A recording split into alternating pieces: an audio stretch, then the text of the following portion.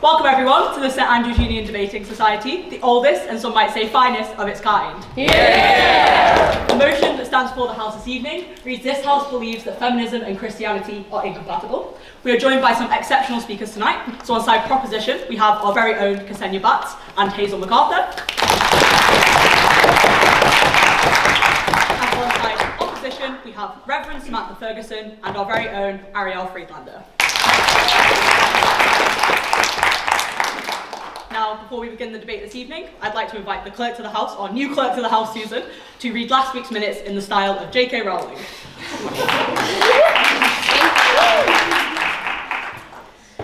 I'm so confused.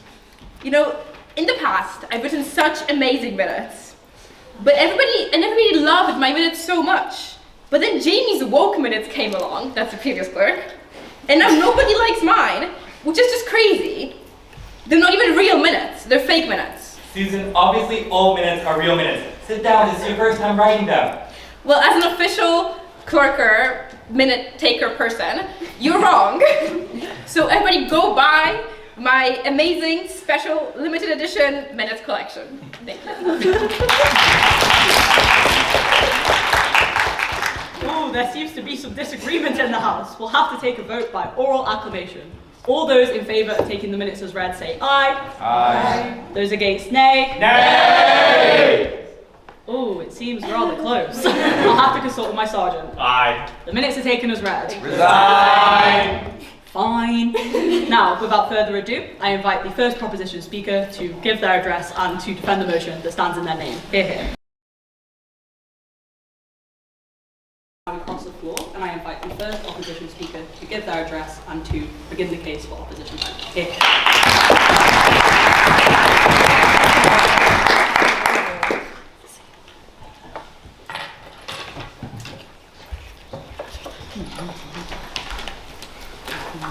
You're lucky I'm awake. That energy. Oh, good for you. I'm usually in bed. Anyway. Good evening. Thank you for inviting me to debate against the House motion that feminism is incompatible with Christianity. Those of you who are sharp of eye will note that I am a woman of a certain age wearing a dog collar. Now, you are all intelligent people wishing to become my fellow alumni of this grand establishment in which we live and we learn. And you may note that wearing of a dog collar usually denotes a vocation and being ordained member of the clergy of Christian Church. Trust me, I do not dress up like this for fun, and I do take it off occasionally and always during my daily sea swims. So yes, I will be speaking against this fine motion because I am a woman who happens to be ordained and licensed by the Bishop of St Andrews, Dunkeld and Dunblane in order to do the fine job of being your assistant chaplain here at our blessed university. So for me, fundamentally, feminism is compatible with Christianity, and what remains of my time speaking with you this evening, I'll endeavour to explain why. I am a living embodiment of a particular type of Holy Trinity within feminism: wife, mother and priest. I hold each role in succession and within each other. I have often been all three and have on many occasions had to live out those distinct roles individually. I'm also, as I said, a woman of a certain age. So when I was the average age of the average student in this room, the concept of even becoming a priest within the Christian Church, which I have been a part of all my life, was not an option. Yes, I am that old. But let's get down to the definitions before we begin to discuss specifics. What does feminism mean to me?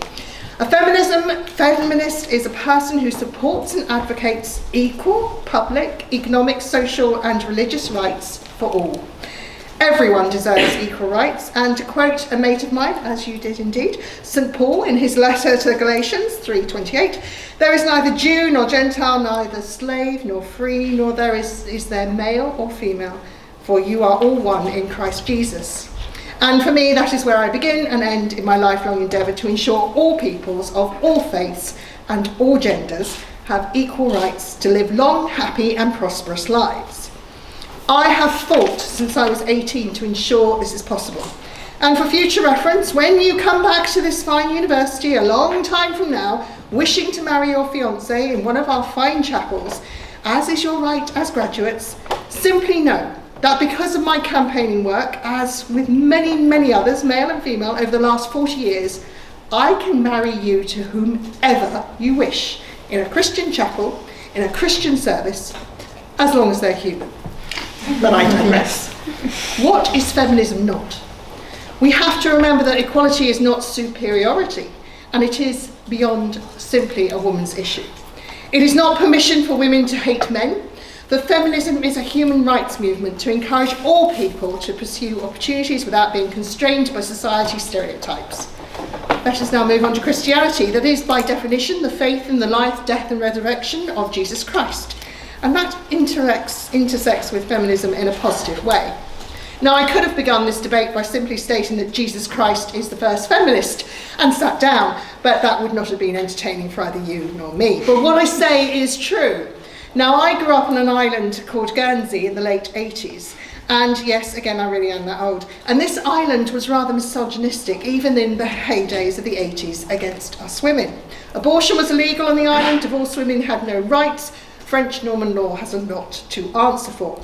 But I attended the Ladies' College, an all-girls school, which, granted, did not give us any sex education, which explains a lot, but that's another story.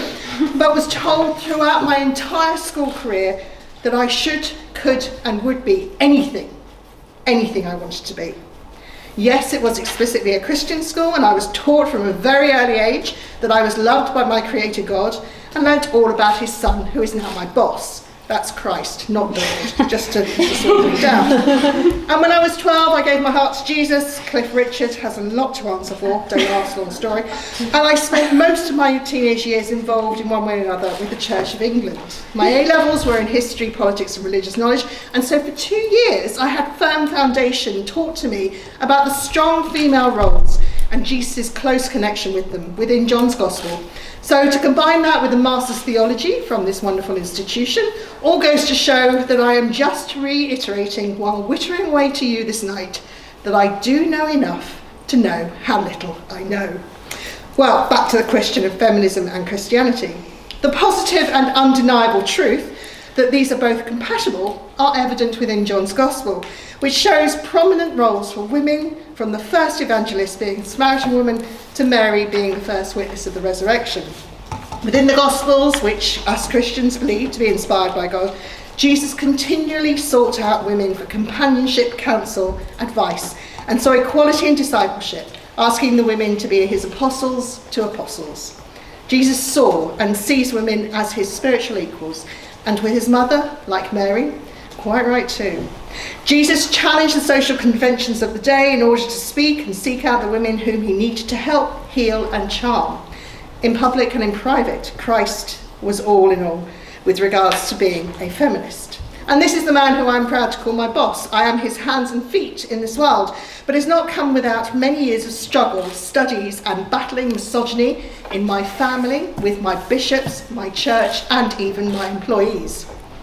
Well, and my employers, but we won't talk about university. However, never let it say that I'm not up for a fight or challenge. And after receiving a call to minister one Easter Sunday morning on West Sands Beach some 27 years ago, I returned to my studies, gaining a master's theology from here, as I knew then, as I know now, that being a woman with a call to ministry in a church that only allowed women to become priests in 1994, that was the year after I got married at 22. I promised to obey. Don't ever do that. Anyway, I married my love of my life. I'm still married to him. Lucky boy.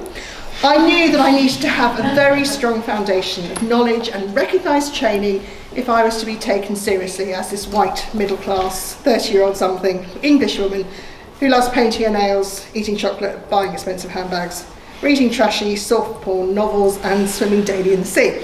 Anyway, past me. So fast forward, 4 years study at uni, 2 years part-time study at Bangor, yes, there is a university there for ministry, 2 years at Curacy in Aberdeen, running then 5 churches and being hospital chaplain, and you see the woman before you. Have I had to fight for the right to stand as an ordained minister of God as a woman? Yes, I have. Have I had to deal with bomb threats, physical abuse, daily questions as to who dared to give me the authority to wear this in the name of Jesus? Yes, I have. Do I still believe in the depths of my soul, as a female and a Christian, that I'm called to advocate and challenge and demand equality for those who cannot and do not have the voice or power to do it for themselves? Yes, I do. Therefore, I move the motion with my entire being that Christianity is compatible with feminism. Thank you.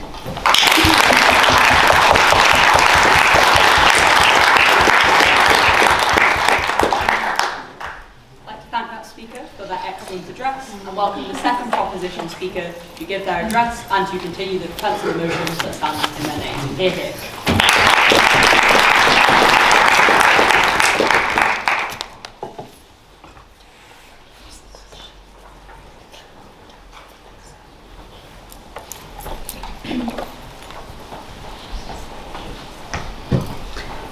Hello and good evening everybody, fellow speakers and to audience members. Thank you very much for joining us, especially on a week where I know that you all have a lead up to exams, projects, dissertations and the such. We're here to debate a global motion. So I'd like to just quickly define that feminism and Christianity are incompatible as stated, and this is not specific to one particular country. This is not a UK specific motion, nor is it specific to any other areas of society. So I want to begin by clarifying two things. Christianity is the world's largest religion with over 2.4 billion adherents across every continent, shaping laws, social norms and cultural practices in countless societies, whether we like that or not. Secondly, I will focus on mainstream institutional Christianity in my speech, its doctrines, its historical record and its lived influence, rather than isolated personal beliefs or interpretations. So let's remind ourselves of the key terms of the motion and define them honestly and relevantly for 2026. I would like to firstly state that I do completely agree and accept with the definition of feminism given by the opposition. However, feminism is not merely the belief in formal legal equality, and we know that because we've had that on paper in most Western democracies for decades. Feminism in 2026 is the pursuit of equal choices, the freedom for women to make decisions about their bodies, their careers and their lives, free from all forms of coercion, whether social, economic or religious. And we still do not have that in 2026. Women still earn less than men. We still do more of the unpaid work than men do. And we still bear a disproportionate burden of legal restrictions on our own bodies in dozens of countries. So feminism today is not simply the want for equal rights, it's the ongoing work of bridging what the law says and what women's lives are actually like. So our case on the proposition rests on three interconnected pillars: doctrinal contradictions, institutional practices and cultural consequences. I want to be clear about how these three relate to one another. They are not separate arguments. They are all one causal chain. Doctrine gets written into law. Law normalizes culture, and culture produces consequences that are very much alive today. So they therefore create a system, not a coincidence, and they are not definitely isolated. So I'm going to start at the beginning, which according to Maria, a nun in training in The Sound of Music, is a very good place to start. So in Genesis, God created Adam, man, and then he created Eve, a woman, from his rib. This ordering has been interpreted consistently and dominantly throughout history and around the world to establish a hierarchy. Man is primary, women as secondary, whether we like it or not. Eve is presented as morally inferior, the vector of original sin. And for centuries, this scripture was the explicit justification for the barring of women from education, from leadership, and from public life. Feminism rejects the premise of inherent female subordination entirely.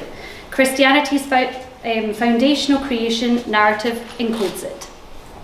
So to give you some examples, we have Ephesians 5, verses 22 to 24, which instructs, wives, submit to your husbands as to the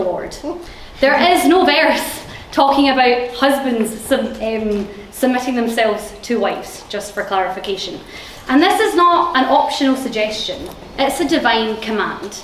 In 1 Timothy chapter 2, verse 12, we see the prohibition of women from teaching or having authority over men.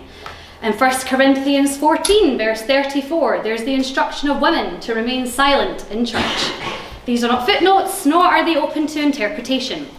They are living doctrinal inheritance of a religion with 2.4 billion people around the world, which shapes how those followers understand gender, authority, and the place of women in society. And crucially, this doctrine does not stay abstract. It becomes institutional. Women cannot become priests in Roman Catholicism. We have just heard from the opposition how difficult it was to become ordained in this country, and only being able to do so in 1994. Women cannot still, to this day, be ordained in Eastern Orthodox Christianity. The Catholic Church, which claims to have over 1 billion followers, has explicitly affirmed that it has no authority to ordain women, and that it probably never will. When the largest Christian denomination on earth closes its highest offices to half of the human population on the basis of gender alone, that's not really compatible with feminism, is it? It's quite literally the opposite. So the doctrine is a seed, and what grows from it is the subject of my next two arguments. Doctrine does not stay in the pew. It moves into law, into policy, and into bodies and choices of real women. And it does so through consistent mechanisms. Christian institutions lobby, Christian-aligned legislators vote, and Christian moral frameworks become state frameworks. Now let me give you a couple of examples. So first of all, we've got Ireland, just down the road. Happens to be where my wee sister lives. So this one's quite a personal one and of certain interest to me. So for 35 years, until 2018, the Irish Constitution's 8th Amendment equated the life of a fetus with the life of a pregnant woman, a provision pushed through by all institutional pressure from the church. The result, abortion was illegal in virtually all circumstances, and women travelled in their thousands, it was on average about 4,000 a year for 35 years straight, over to England and Wales in order to seek the healthcare that they frankly deserved. And that only changed when a woman died. So Savita, a 31-year-old dentist from Galway, was 17 weeks pregnant and miscarrying at University Hospital Galway. She and her husband begged, they asked for a termination of the pregnancy. Doctors refused because the fetal heartbeat was still detectable. A midwife told them, this is a Catholic country. She died on the 28th of October 2018. And that prompted a final vote to repeal the 8th Amendment. But I'd like to note that the doctrine did not bend. The law had to be ripped out from its roots. Then we move over to Poland, another country in Europe, which has also had decades of legal abortion under communism. The Catholic Church, newly empowered after 1989, and it lobbied hard to restrict access. The result was a near total ban in 1993 of abortion, nicknamed the Abortion Compromise, as if a woman's bodily autonomy is something to be compromised. This ruling was only overturned in 2020, and even at that, it was under very specific conditions. In 2024, a new government attempted to liberalise the law. It was blocked, partially by legislators who explicitly argued that reform would be an attack on Christianity. This is not ancient history, this is 2 years ago. So what about outside Europe? Well, we've got the US, and we all know what happened in the US a few years ago with the overturning of Roe and Wade, which took the US back consistently quite a number of decades. The Republican Party and evangelical Protestantism have formed a symbolic political alliance since the late 1970s in the US, and the line between church doctrine and American law has never been blurred as it is today. And finally, what about another part of the world? How about Africa? So Uganda and Nigeria, for example, they are predominantly Catholic nations, but they do also have a lot of influence by Protestant and evangelical denominations, and all of which directly influence inheritance law, property rights, family planning access, and women's political participation. Together, Nigeria and Uganda represent over 300 million people, millions of them women whose choices are constrained by the intertwining of the church and the state. So we see a consistent pattern here, where Christianity holds institutional power over political life, women's autonomy is narrowed. This is not correlation by coincidence, it is causation by doctrine. And lastly, we've covered the doctrine and how it shapes laws. Laws normalise culture, and culture shaped by centuries of Christian moral frameworks does not disappear when a law is repealed. It lives on in social expectations, in stigma, and the messages young people absorb about what is acceptable for women to do or be. And what makes Christianity's role in gender inequality uniquely powerful and uniquely insidious is that it does not merely restrict women legally. It moralises that restriction. It tells women that submission is godly, that domesticity is virtue, that ambition, independence, and sexual autonomy are forms of selfishness, even sin. A legal barrier can be challenged in court. A moral framework, however, internalised from birth, is much harder to dismantle. We have seen this recently with the trad wife movement that has been sweeping across social media, and we've also seen impacts of the manosphere. For example, Andrew Tate, perhaps the most influential figure in young men's online culture globally. So, to conclude, I would like to reiterate that I am very proud to propose this motion. Feminism and Christianity are incompatible because their conflict operates through a single traceable causal chain, from sacred doctrine to institutions to law to culture. Thank you.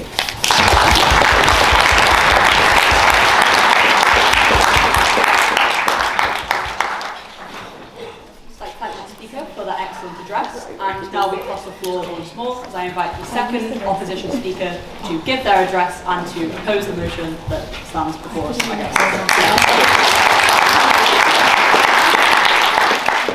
If you can't tell by my little skip over, I'm very excited to be here. Thank you to the House for being here tonight for a debate that means quite a lot to me. If you've not met me already, I'm Arielle, I'm part of the Union Debating Society, but I'm also a fourth year theology student. And I'm here to argue to this House not just why Christianity and feminism are compatible, but why they are vital and interdependent on each other, and why the future of both of them depend on forming an integrated, healthy relationship.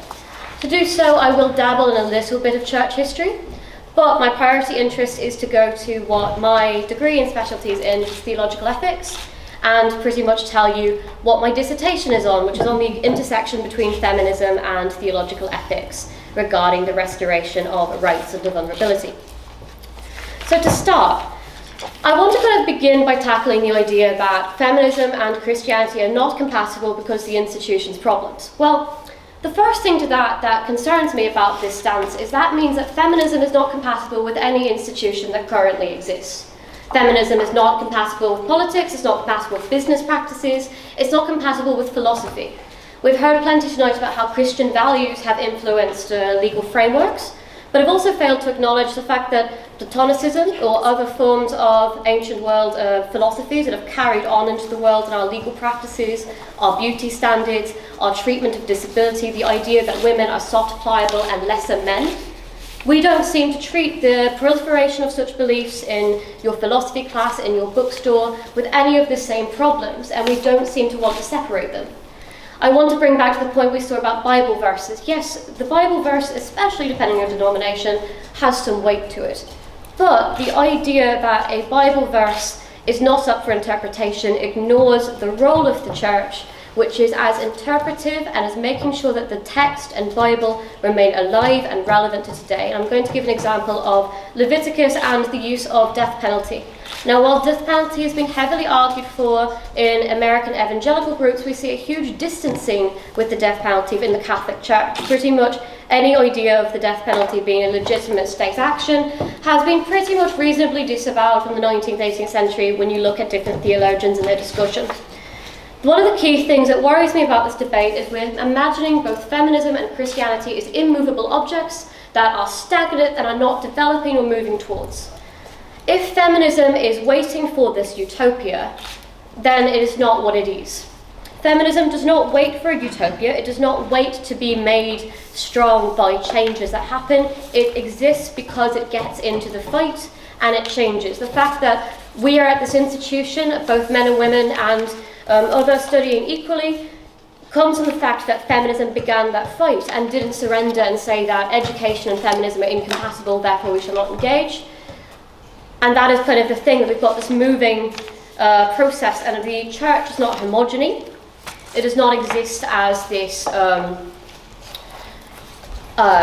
institution where everyone is saying the exact same thing. My favourite thing sitting here tonight is being like, you guys should take some theology classes, you'd find some really interesting stuff about it, not in the opposition, but about kind of how these issues are handled with nuance within the system.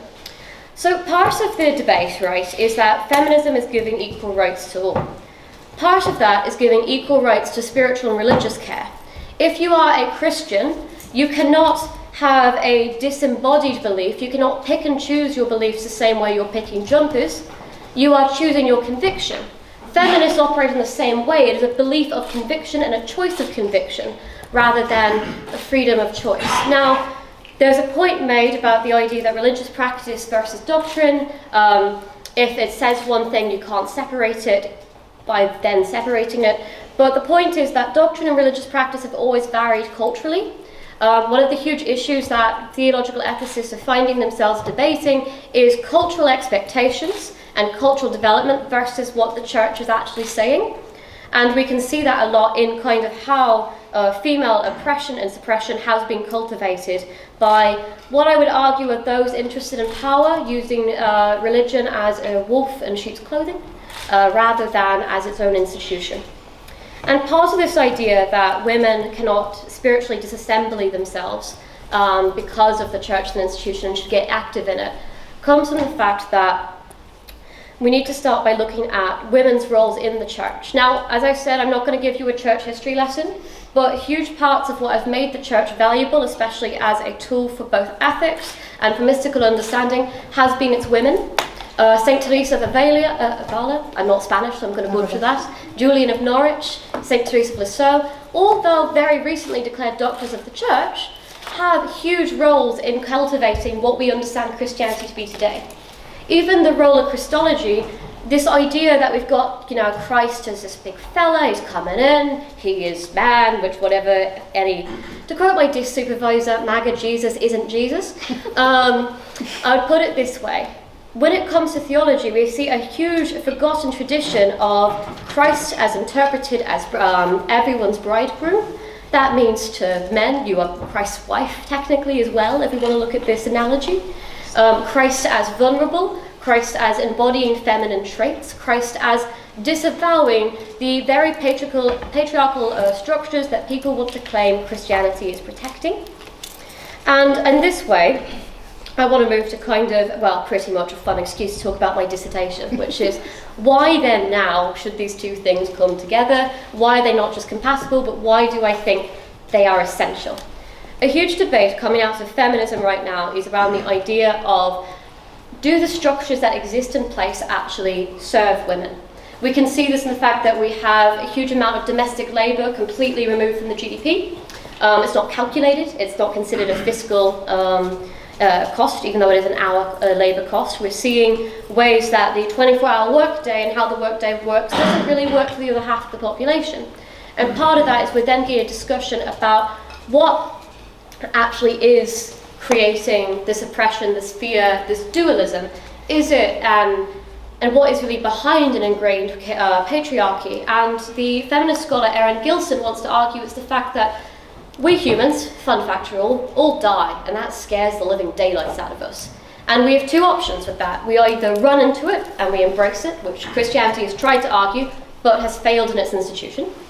Or do we run away, or do we try to run away from it and try to make ourselves invulnerable and protect ourselves? Huge amounts of the system that upholds patriarchy is a system that wants to be invulnerable, that wants control, that wants to prove that the things that men can't really understand they can control, and also to say to men that you have a value because you have this level of power and integration. Christianity at its fundamental root, before it became an institutional power, and even as an institutional power, opposed this. The very act of worshipping a crucified God outraged the ancient world. Why are you worshipping someone who suffered and died in a humiliating way? Why is the passion so essential to understanding faith? Why in the current world is Christianity actively arguing against war? Why are we seeing the fact that when we look at movements that are liberating, some of the first people involved are religious leaders? Take the fact that a huge part of the civil rights movement was led by a preacher. The fact that figures like Thomas Merton, a famous mystic and a Catholic monk, although he wasn't the best monk because he was always out talking, he got heavily involved in anti-war protests and made it a mission of the religion itself. So I worry that when we try to talk about the institution, we have a very warped framing of it as one homogenous bond, ignoring the fact that the same way Christianity is complicated is the same way that every institution is complicated. And feminism is a conviction, like Christianity, that when it comes to their basic principles are compatible in nearly every way. When we look at disagreements within the church, we can see the fact that we had an Irish priest recently passed away, Edna McDowell, I believe. He's quoted in my dissertation, so I hope that's right. And he talks about the fact that he actively opposed within the church looking at contraception he wanted contraception to be made available, especially with the HIV crisis. The fact is, the church is open to change, but a lot of the things that the church is unable to change on is simply because women haven't got through the door yet.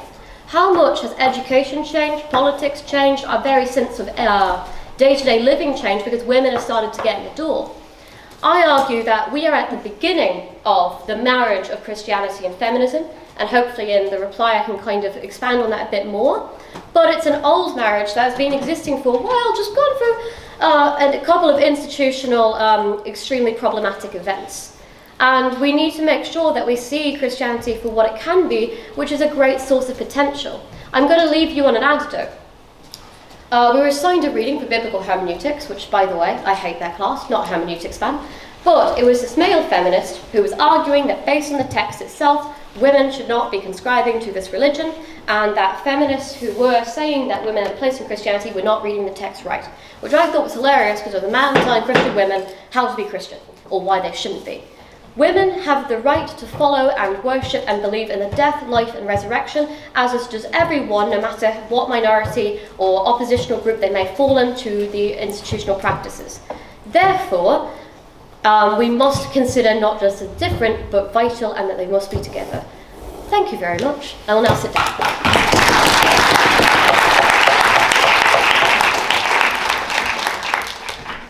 I thank that speaker for their excellent address and everyone for what has been a great debate so far. Now's the part where I forget every single part of the script, so let's go. So now we'll open the debate to the floor. If you guys would like to give a speech, raise your hand nice and high, because I am not as tall as Flint and can't see the back of the room. You'll have up to 2 minutes to be able to give your speech, at which point I will very politely gavel you. The winner this week wins this perfectly normal-sized trophy, and this is really exciting because this is the last one of the year, so get hyped. So if you guys would like to give a speech, raise your hand now. Right there. Okay, so I'd like to begin by saying I don't know where I stand on the motion, but I just want to bring in another point. I think that feminism is a fractured movement, and this has been touched on, but I think that all branches of feminism are necessary to creating discussion and pushing the movement forward. And some of these branches fundamentally do have clashes with Christianity. I don't know much about Christianity itself, but at school I remember studying radical feminism, where you have feminists such as Firestone, who advocates for artificial insemination. You have other radical feminists who argue for changes in culture, like female-directed porn, and some feminists who are arguing for female communes even. And I don't know much about Christianity, but if I think about those US mega churches I see online, I do think that they would validate this strand of feminism. And I think that if Christianity doesn't hold space for this feminism, then it is incompatible with feminism as a whole. We need all factions of feminism as a movement, and thus some clash between any faction of feminism with any branch of Christianity, because obviously Christianity will have some branches that probably accept these types of feminism, but there will be branches that don't. I think that does this mean they are incompatible on the whole?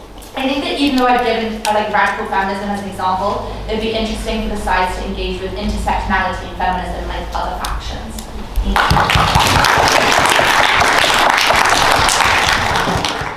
Thank you very much for that speech. Any other speeches from the floor? Right there on the very, very, very back row in the navy jumper. I think the opposition misses a fundamental reality of the church that the proposition implicitly agrees with. That is the invulnerability of dogmatic theology as a discipline. The church is not a democracy, and this is not antithetical to principles of inequality. It would be anachronistic to suggest that because the church doesn't function like a civil democracy, it is unequal. At the same time, though, Christianity is primarily a complete worldview that claims to possess the fullness of the truth as such. Its ontology is its dogmatic theology, and vice versa. To reinterpret Christianity according to 19th and 20th century political paradigms does not merely touch the accidents of Christian practice, but in fact its very substance. If feminism is compatible with Christianity, it must be compatible with Christianity in its historical doctrines of the creation, the fall, the church, and the sacraments, not to mention its moral theology as it meets the times. It cannot merely be consonant with an abstract-sized notion of Christianity that fits whatever the opposition wants it to be. The church's dogmatic theology is not optional, but must be interpreted according to its historical understanding. I submit to the opposition that they must address this in order to correctly analyze the issue. Thank you for the excellent speech. I didn't catch your name for the minutes. Right, Wilder, W-I-L-D-E-R. Perfect, thank you. Any more speeches from the floor? Yeah, let's go for it. Want to state your name for the minutes? Hi, Susan. I'm British, as you should know at this point.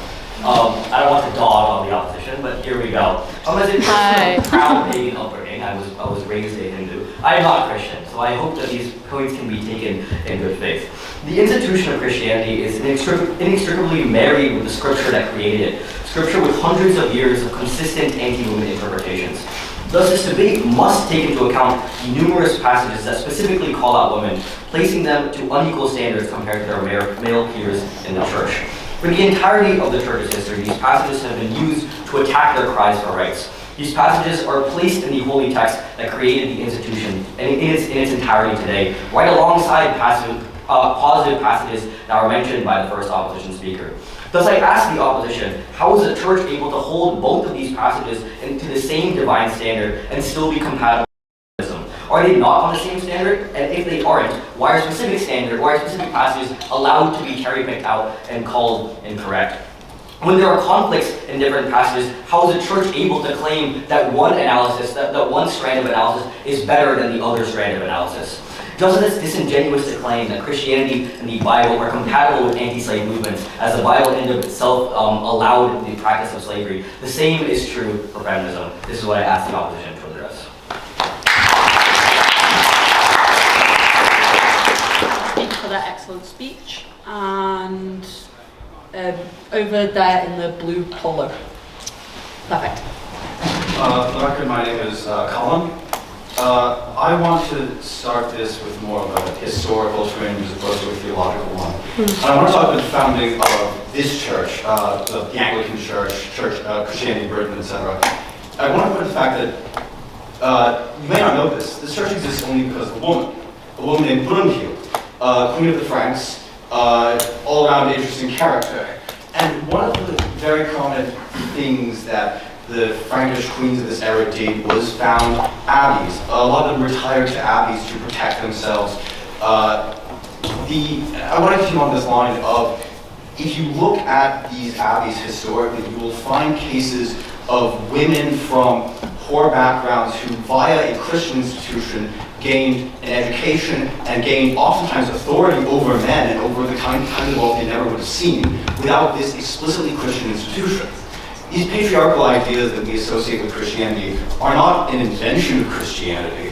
And if you look through the history of women's movements and women's voices, you will find that for most of Western history, they are in alignment with religious institutions. We can talk about the temperance movement, which merged an idea for protecting women by going against alcohol with a religious conviction. We can look at early feminists who were often organized on religious lines and used religion to justify early feminism. This is a very modern idea, first of all, of the church. I say this as a nominal Catholic. There is no such thing. There has not been for a very long time. There is nothing in Christian history except for doctrinal debate and struggle. If we look purely at Christian institutions, for the vast majority of human history, they have been the vehicles for female political voices. They have been a vehicle for female literary voices and their preservation. Hildegard of Bingen is a good example of this. If we choose to just carve out a very modern view of the church, sure, it's anti-feminist, but holistically, no.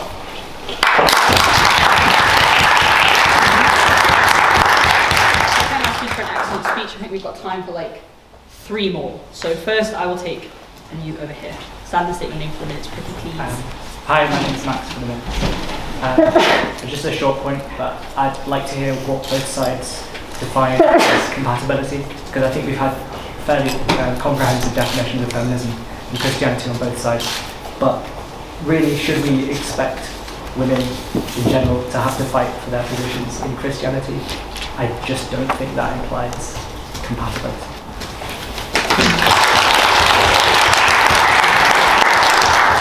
I think that's speaking for my speech. Right.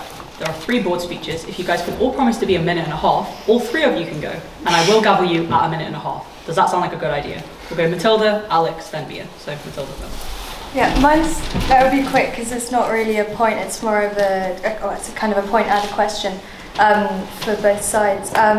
We've talked a lot in this house about feminism and women, but I want to just remind everyone that the modern definition of feminism, the feminism that is working today, for going by what you said about how 2026 and feminism, that feminism encompasses not just women, but the notion, as you've mentioned, of equality for anyone and everyone, and not just bringing women up, but bringing everyone up, including trans people, including gay people, including everyone.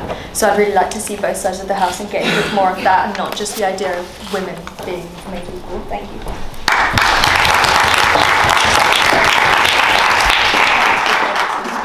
Alex, whenever you're... I'll be very, very brief. I mean, so Christianity and Western civilization have not grown and developed in isolation, they've grown in tandem. To say that the Christianity is fundamentally incompatible with feminism is to some extent to say that Western civilization is fundamentally incompatible with feminism. Now, that could hold a grain of truth, but we've evolved and the church has evolved. And what I will say is that the times that it has, and I could give an example, for example, when divorce and abortion were liberalized in Greece in the 1980s, the Archbishop at the time, the head of the Greek Orthodox Church, decided not to fight that fight, mainly because he didn't believe in it to a large extent, or he thought that he couldn't win.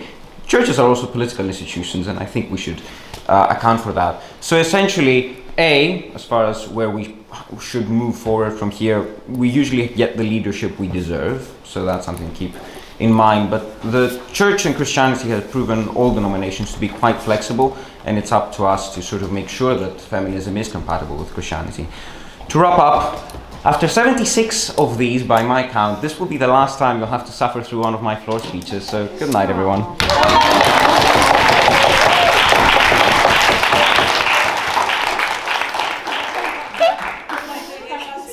that excellent speech, and Mia, when you've stopped getting emotional. Susan, my name is Mia for the minutes. I myself am not a feminist. I can't say I am myself identified as a Christian. But my version of feminism is choice feminism. I believe that women should have the ability to choose what they want, should have equal abilities to choose, just as men choose what they do with their own lives.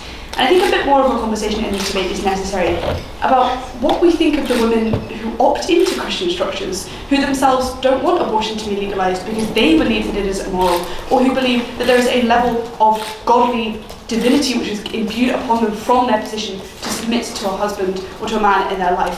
What do we do with those women? Because I'm uncomfortable with the notion that I think has been prevalent through some of the speeches on both sides and some of the floor speeches, that Western feminism is correct, but the feminism of women who are Catholics in Nigeria or who are evangelicals in South America is incorrect feminism, that they are doing it wrong, that their version of feminism and Christianity are incompatible, and that is a problem, whereas we in the West understand it and can lecture to them. I want a bit more of an explanation as to what feminism is. Why isn't choice feminism the definition that we are standing by? And if it is what we're standing by, then surely these institutions are compatible for the very reason that they give people the ability to make decisions about the things which they wish to discuss. Thank you.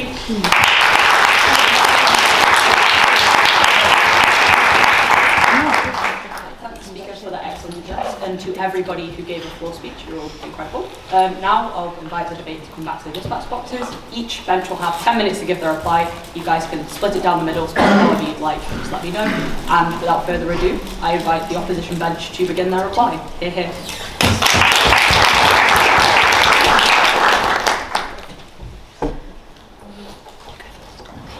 Sorry, we've got to deal with the fact that I'm indecisive as, and that's just an Arielle trait, that's not a woman trait. Do you want to dabble apart? That would be wonderful. Thank you. One at 4:30 and one at 5. That's okay. Hello, I'm back. You don't worry, you didn't have to miss me for too long. No, I think the floor speech has made some very interesting points about kind of, first of all, the idea that it doesn't develop in a vacuum, the fact that, how do we deal with the fact that, the institution does have problems, but also making sure that we're looking at fair representation beyond just the women definition. And I think, going back to the idea, I think actually defining compatibility is going to be what is going to be vital for answering this. Compatibility does not necessarily mean you are the same person. Like, take a really cringy example of in romantic relationships. You don't have to date the exact same person as you to be compatible. You can have fundamental differences, you can have disagreements, you can have different approaches to different matters. The question is, especially when we're looking at least the idea of the Christian message of unraveling into the second coming and into the new earth in that way, what does that unraveling look like, and the idea of what are they fighting for? And when I think about what Christianity fundamentally is fighting for and wanting to free all human beings of, and what feminism is wanting to engage in and fight with, they are compatible, because there's a message about the spreading of about equal religious representation under God. For feminism, it is about a kind of unraveling towards a fair, equal and just society, which most contemporary theology, if in my opinion, is arguing for a very similar, if not the same thing, even if there are disagreements on certain moral dimensions. As Colin mentioned, women's roles in the church is being huge and cannot be underestimated. We cannot treat the institution as simply 2D, and we also cannot treat feminism as simply 2D. We cannot treat either as just a purely secular interaction or a purely political interaction. There's huge crossover. You know what? I'm going to go for it. I'm a Kiwi, if you don't know. Now you do. And my country got the first vote for women in the world through its feminist movement, which worked with its churches to push for that, which is what made the suffragist movement in New Zealand quite unique. Now, carrying on from this, and kind of carrying on about the debate, I think, again, I agree with Mia's point. There is a big point about choice feminism and the fact that you need to have choice when it comes to what doctrines you're prescribing in. Like when we look at discussions around end-of-life care, marriage, abortion, there's a huge amount of it that is about what you see the sanctity of life being, and I do not think you can condense those. I think what a marriage between Christianity and feminism looks like is the well, first of all, you've got to look at the fact that you've got a state in which most Western contexts is a secular state that is removing itself from religion, which is upholding the people's value and keeping religion separate. That is a thing that majority of us interact with. But the point is that I believe where feminism and Christianity need to go to, and where their compatibility works, is getting to the discussion table. We need to account for, when it comes to liberation theology, a huge amount of work in liberation theology. A huge amount of successful political movements in South America have come through grassroots activism in the church, and through the church acting as a representative. The theology, when it comes to the liberation of people, when it comes to economic liberty, fair access to healthcare and welfare, have very much come from the existence of a lot of churches in the global south, and is very different to what maybe the Western context imagines it to be. But there is still a fight for some form of equality, and there are serious moral discussions that need to happen, but those moral discussions do not make them incompatible as forces. And I worry that by saying incompatible, we also completely devalue the very valuable field of feminist theology. Now, to the point that the gentleman made at the back about the fact that you cannot just kind of pick and choose 19th, 20th century definitions of what makes theology. I completely understand that. It is a history, it is a tradition, it's breathing.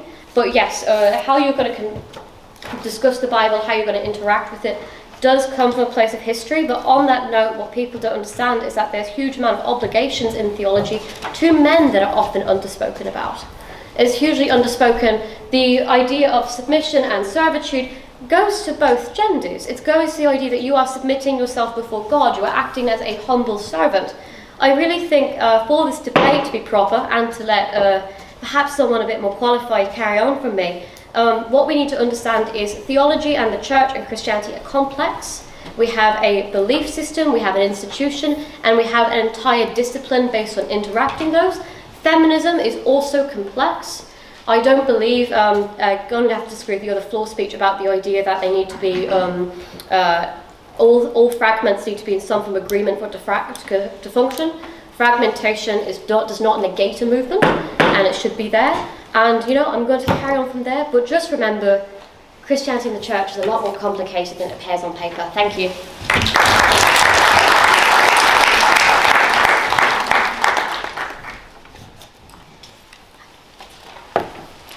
You guys, you fill me with such pride. Thank you. Thank you for being so engaged, and thank you everything. Just a few points about the opposition, the proposition. You mentioned women still earn less than men. You'll be surprised to know, not in the church. We're completely equal. One stipend, does not matter who you are. And a lot has been spoken about Adam and Eve as well. Those pesky couple that came up quite a lot. Adam couldn't cope on his own, so obviously had to have a friend, and that's why God invented women. Anyway, moving on. Again, lots of biblical quotes but what we forget, especially about the letters, is that it was a specific story about specific people in a specific time about specific issues. And you can't equate that to a 21st century modern. For example, now wear polyester and cotton, even though it does give certain women hot flushes. In fact, when I was a priest up in Aberdeen, one of the city centre churches had just put an edict in that no woman could speak in that church without her husband being present. And we had lots to say about that in the city churches, so that was soon put to the kibosh. Anyway, what else was there? Lots and lots of things, which are just amazing. God, you guys are clever, aren't you? You're amazing. Right, to the floor. Hold space for feminism. I love that image. Hold space for feminism. We need to have a big tent indeed. Next one, church is not a democracy. You should come to our general synods. We love debating and voting and seeing things through year after year after year, but we get things through eventually. It is a democracy. Trust me on that one.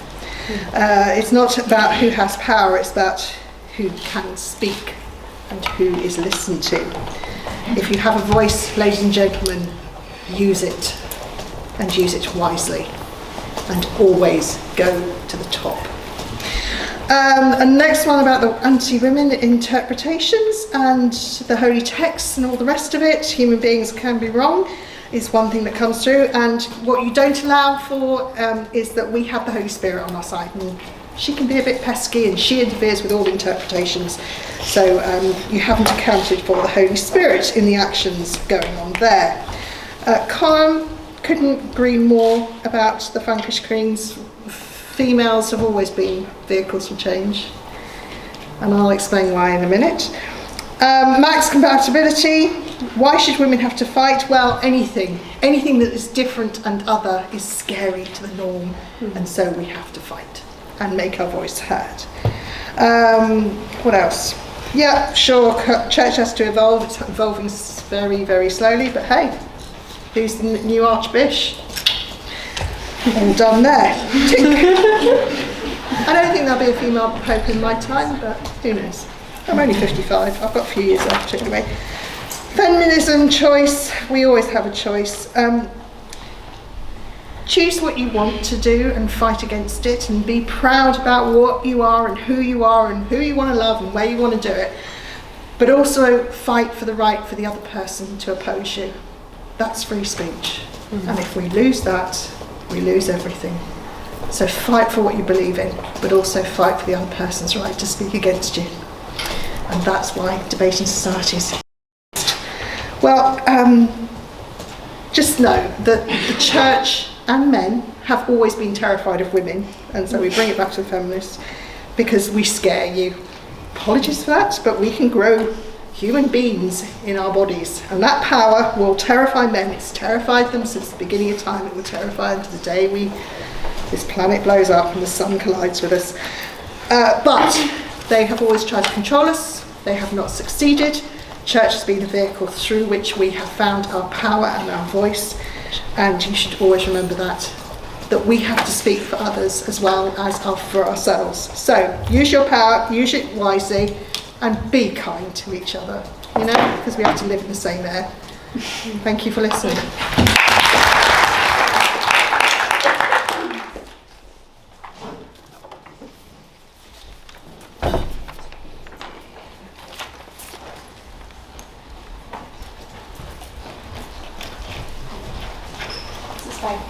You've got 5.5 actually. Oh, brilliant. Yeah.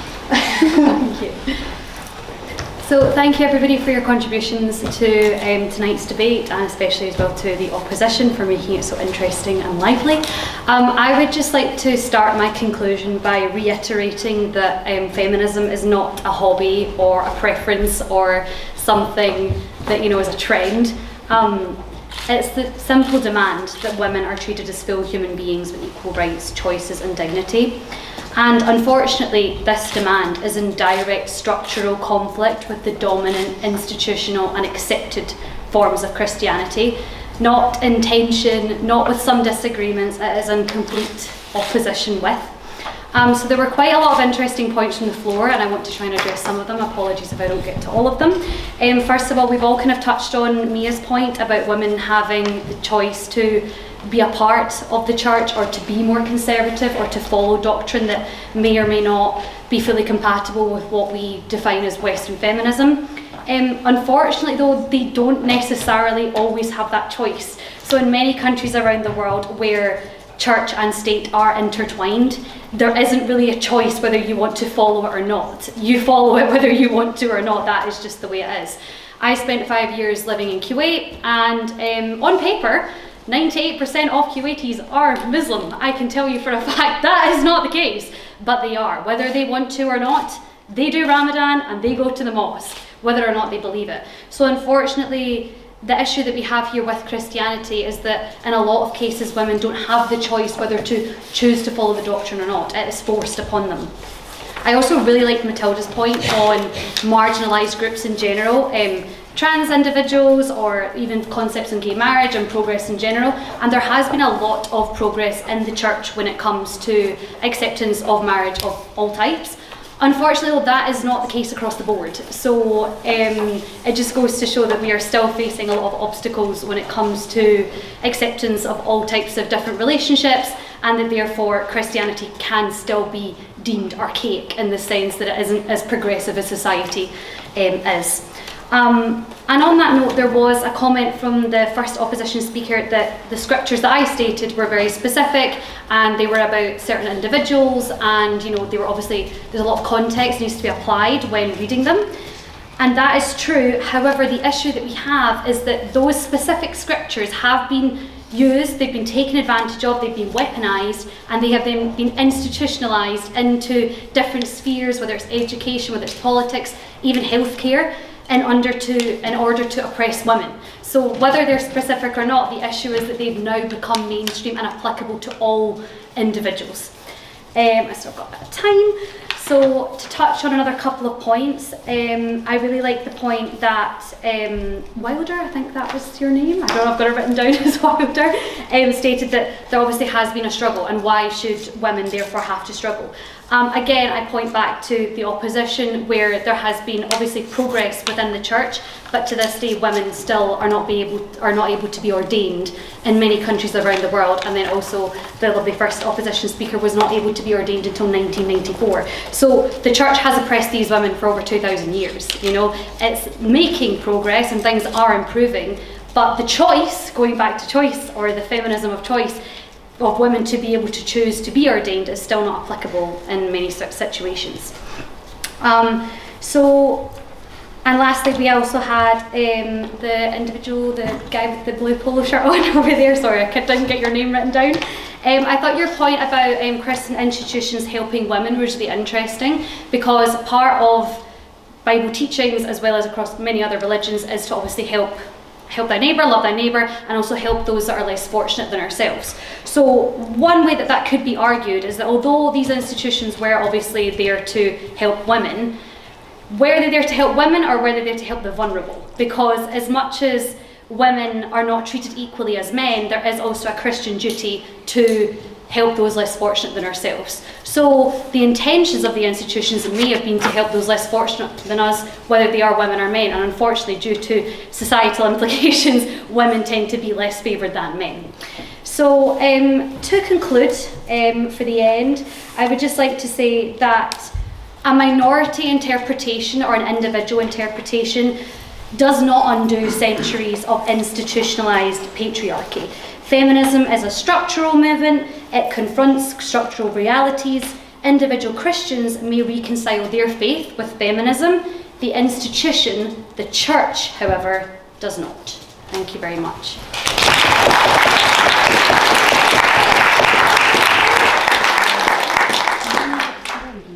Proposition bench reply, and to everybody who spoke this evening for what's been an incredibly interesting debate. So can I have one more round of applause to everybody who spoke.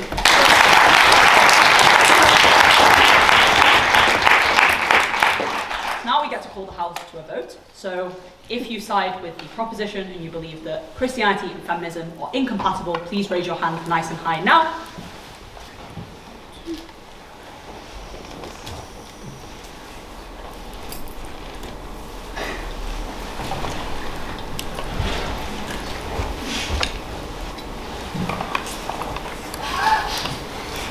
And all those who side with the opposition.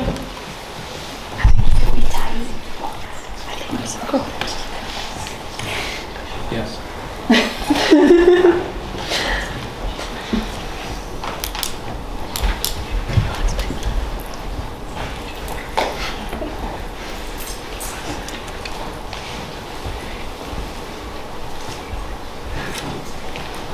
And any abstentions? Liberals.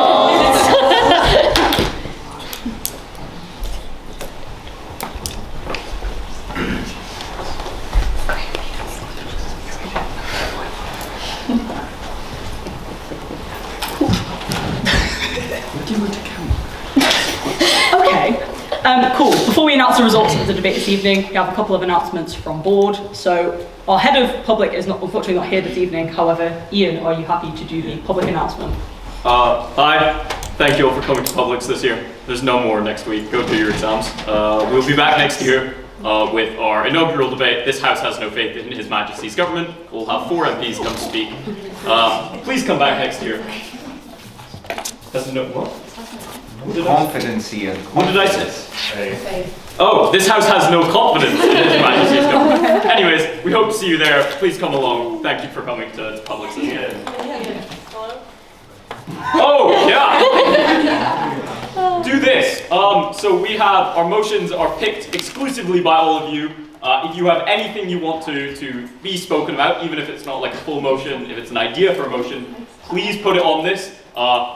It might happen, it will be a good debate, and we can like work around the wording of a debate if you're not sure what it is. Yeah, fill out the form, it's a QR code. If not, it will be on our Instagram as well.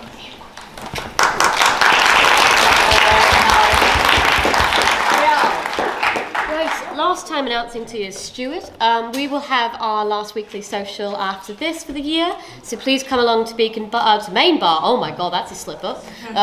Come and chat. I would really much like to keep talking about this, so please come. And then if you want to break over exams, we have one more social, but the date is to be decided, so please keep an eye out in early May for our bonfire. And then I want to take this quick opportunity to say thank you to the House. This is my last debate ever. I'm graduating, scary. And it's been amazing to debate with you all on 2 topics I care a lot about, and especially against my academic daughter. So thank you to the House for a wonderful 4 years.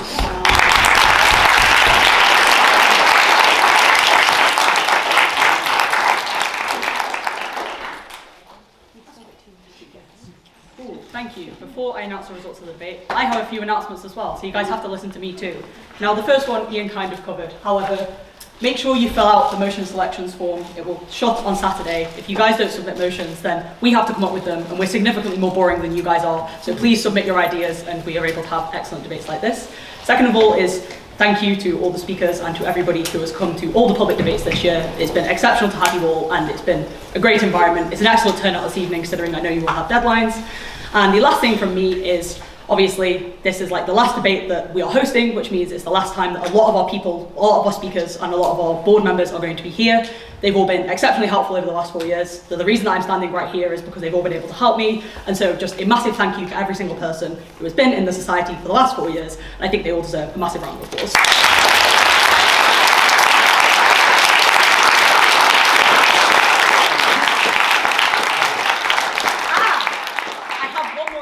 I forgot about this, which is, I get to announce my parents of the house and my first secretary, and I get to announce it here. So, for the next academic year, my father of the house will be Jamie. My mother of the house will be Millie. And my first secretary will be the lovely Ian.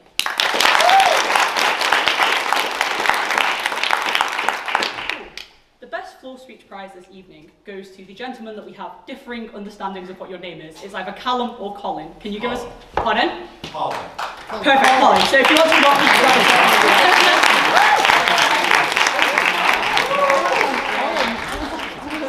Yes, I know, Alex, chill. It's all good. There you go. Cool. Go. Okay, now to announce the results of the debate this evening. The ayes to the right are 24, the nays to the left are 31, and with 12 abstentions, the nays have it, the nays have it.